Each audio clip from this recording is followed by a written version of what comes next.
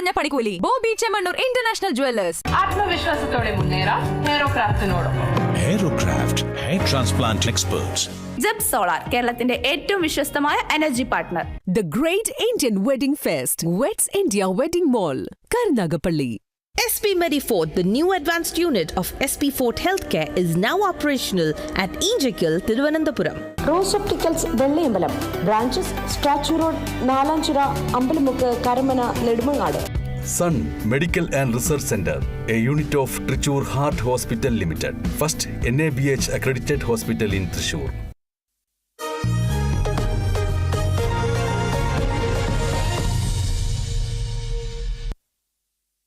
മുനമ്പം ഭൂമി പ്രശ്നം വഖഫ് ട്രിബ്യൂണൽ ഈ മാസം 22-ന് പരിഗണിക്കും. ഫറൂഖ് കോളേജ് മാനേജ്മെന്റ് കമ്മിറ്റിയുടെ അപ്പീലാണ് പരിഗണിക്കുന്നത്. പ്രശ്ന പരിഹാരത്തിന് മുഖ്യമന്ത്രി വിളിച്ച യോഗവും 22-ന് ചേരും. വിവരങ്ങളുമായി മേഘന വിളിച്ചിട്ടുണ്ട്. മേഘന, വിശദാംശങ്ങൾ. മുനമ്പം ഭൂമി വിഷയത്തിൽ നിയമപരമായ ഒരു പരിഹാരം തേടുക എന്നുള്ളത് തന്നെയാണ് ഇപ്പോൾ ഏറ്റവും പ്രധാനപ്പെട്ട കാര്യം. അത് മാത്രമാണ് ഈ ഒരു പ്രശ്നത്തിനും മുനമ്പം ഭൂമിയുമായി ബന്ധപ്പെട്ട് അവിടെ ഒരു ജനത നടത്തുന്ന സമരത്തിനും ഉള്ള ഏക പരിഹാരം എന്ന് പറയുന്നത്.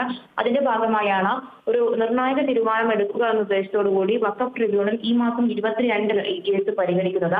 ആദ്യമായിട്ടാണ് ഈ വിഷയം വന്നതിന് ശേഷം വഖഫ് ട്രിബ്യൂണൽ ഈ ഒരു കേസ് പരിഗണിക്കുന്നത്.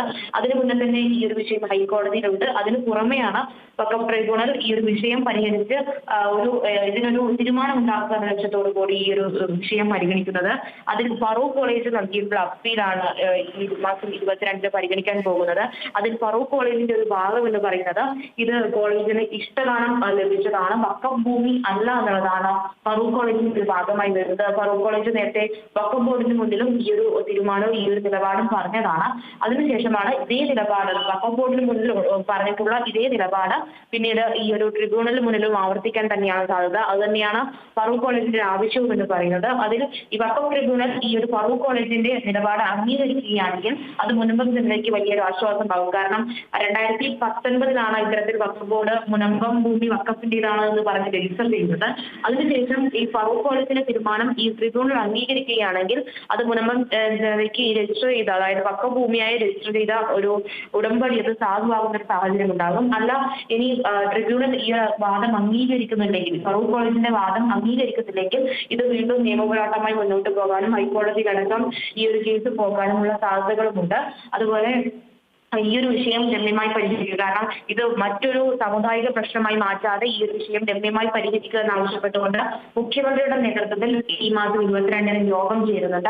അത് കഴിഞ്ഞ 16-ന് നടത്തേണ്ട യോഗമാണ്. പിന്നീട് തെരഞ്ഞെടുപ്പുമായി ബന്ധപ്പെട്ട് ഈ ഒരു യോഗം മാറ്റിവെക്കുകയായിരുന്നു. അങ്ങനെ മുഖ്യമന്ത്രി ഈ ഒരു വിഷയത്തിൽ ഇടപെട്ടുകൊണ്ട് ഒരു പ്രശ്നം രമ്യമായി പരിഹരിക്കുക എന്നുള്ളൊരു ലക്ഷ്യവുമായി മുന്നോട്ട് പോകുന്നു. അങ്ങനെ രണ്ട് കാര്യങ്ങളാണ് 22-ാം തീയതി നടക്കുന്നത്. ഒന്ന്, ഈ വഖഫ് ട്രിബ്യൂണൽ ഈ കേസ് പരിഗണിക്കുന്നു. അതിന്റെ വഖഫ് ട്രിബ്യൂണലിന്റെ തീരുമാനം നിർണായകമാണ്. അത് മുനമ്പം ജനതയ്ക്ക് ആശ്വാസകരമാകുമോ എന്നുള്ളതാണ് അറിയാനുള്ളത്. മറ്റൊന്ന്, മുഖ്യമന്ത്രിയുടെ നേതൃത്വത്തിലും മുനമ്പം ജനതയ്ക്ക് ആശ്വാസകരമാകുന്ന തീരുമാനം ഉണ്ടാകും, അല്ലെങ്കിൽ അത്തരത്തിലൊരു പരിഹാരത്തിലേക്ക് സർക്കാർ ഇടപെടുമെന്നുള്ളതും പ്രതീക്ഷിക്കുന്നു.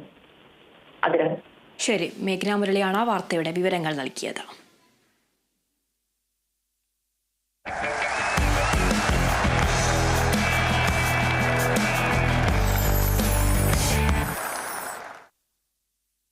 യുഎഫ നാഷൻസ് ലീഗിൽ ക്രൊയേഷ്യ പോർച്ചുഗൽ പോരാട്ടം സമനിലയിൽ പിരിഞ്ഞു. ആദ്യ പകുതിയിൽ മുന്നിട്ട് നിന്ന ശേഷമാണ് പോർച്ചുഗൽ സമനില വഴങ്ങിയത്. അതേസമയം